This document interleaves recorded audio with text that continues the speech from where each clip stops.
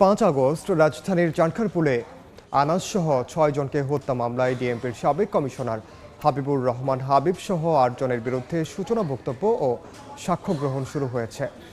বিচারপতি মোহাম্মদ গোলাম মুর্তজা মজুমদারের নেতৃত্বে 3 সদস্যের আন্তর্জাতিক অপরাধ ট্রাইব্যুনাল 1-এ শুরু হয় সাক্ষ্য গ্রহণ।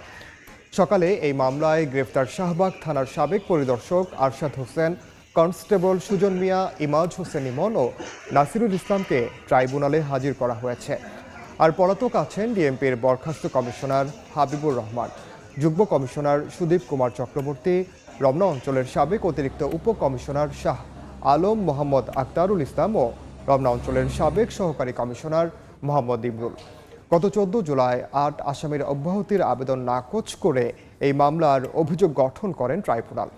শেখ হাসিনার মামলার পর জুলাই গণ অভ্যুত্থানের দ্বিতীয় কোনো মামলায় সাক্ষ্য গ্রহণ শুরু হচ্ছে এই মামলায়।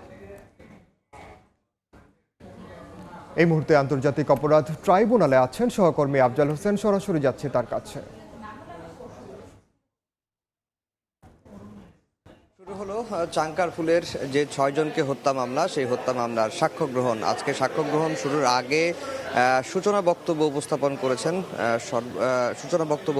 করেছেন chief prosecutor advocate Tajul Islam, এবং তার যে সূচনা বক্তব্য, সেই সূচনা বক্তব্যে শেখ হাসিনার সঙ্গে তৎকালীন ঢাকা বিশ্ববিদ্যালয়ের উপাচার্য মাকসুদ কামালের যে কথোপকথন, সেই কথোপকথনটি লিখিত আকারে পড়ে তিনি শুনিয়েছেন, এবং সেই কথোপকথনেই পরিষ্কার শেখ হাসিনা বারবার মাকসুদ কামালকে বলছেন ওরা রাজাকারের বাচ্চা, রাজাকারদের ফাঁসি কিভাবে দেওয়া হয়েছে সেগুলো কি তারা দেখেনি, তাদেরকেও সেইভাবে ফাঁসিতে ঝোলানো হবে।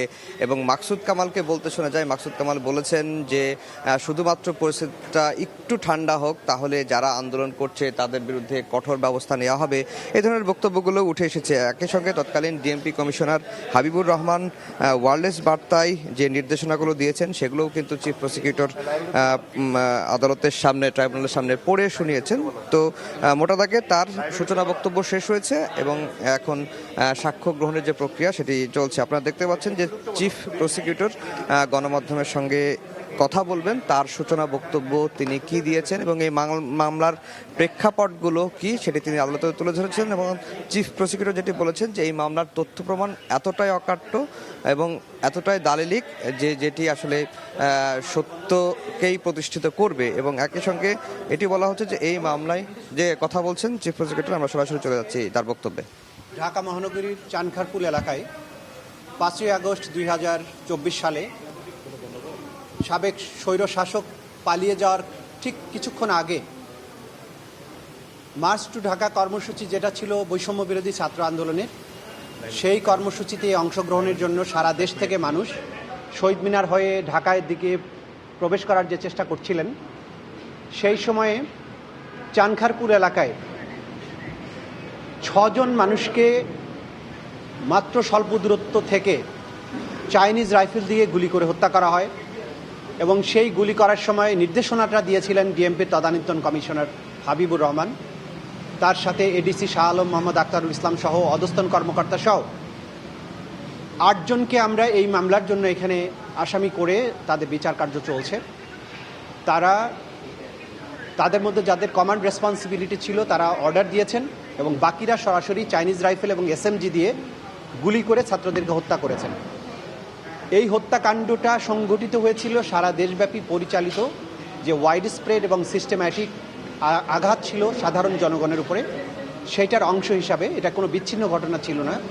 এবং যারা আক্রমণকারী ছিলেন তারা প্রত্যেকেই জানতেন যে এই আঘাতটা সারা দেশব্যাপী যেভাবে পরিচালিত হচ্ছে তারাও সেভাবে পরিচালিত করেছেন, এবং এটা ছিল নিরস্ত্র সাধারণ ছাত্রদের হত্যা করার চেষ্টা। আজকে এই মামলার সূচনা বক্তব্যের মাধ্যমে সাক্ষ্য গ্রহণ শুরু হয়েছে। প্রত্যক্ষদর্শী সাক্ষী, শহীদ পরিবারের সদস্যরা, যারা মামলার ভিকটিম, যারা আহত হয়েছেন, যারা ঘটনাস্থলে প্রেজেন্ট ছিলেন, তারা সাক্ষী দিবেন। মামলার নানা রকমের ভিডিও এভিডেন্স, ভিডিও ফুটেজ, সেগুলোই মামলার অকাট্য দলিল প্রমাণ। এর বাইরে ডিএমপির কমিশনার ওয়্যারলেসের মাধ্যমে অধস্তন অফিসারদেরকে কিভাবে চাইনিজ রাইফেল ব্যবহার করে বিক্ষোভকারীদের গুলি করে হত্যা করার নির্দেশ দিয়েছিলেন, সেগুলো আমরা জব্দ করে আদালতে উপস্থাপন করেছি। বিভিন্ন ডকুমেন্টের মাধ্যমে, পুলিশের ইন্টারনাল কমিউনিকেশনের মাধ্যমে এই ছাত্র জনতাকে হত্যা করার যে নির্দেশনা, সেগুলো আমরা দাখিল করেছি। এই সব কিছুর মাধ্যমে আসামিদের বিরুদ্ধে অকাট্যভাবে প্রমাণ করার মতো সাফিসিয়েন্ট ম্যাটেরিয়াল প্রসিকিউশনের হাতে আছে। সরাসরি যুক্ত ছিলাম আন্তর্জাতিক অপরাধ ট্রাইব্যুনালে, সেখানে ব্রিফ করছেন চিফ প্রসিকিউটর তাজুল ইসলাম। আমরা সরাসরি যুক্ত ছিলাম সেখানে, এর আগে জানাচ্ছিলেন সহকর্মী আফজল হোসেন।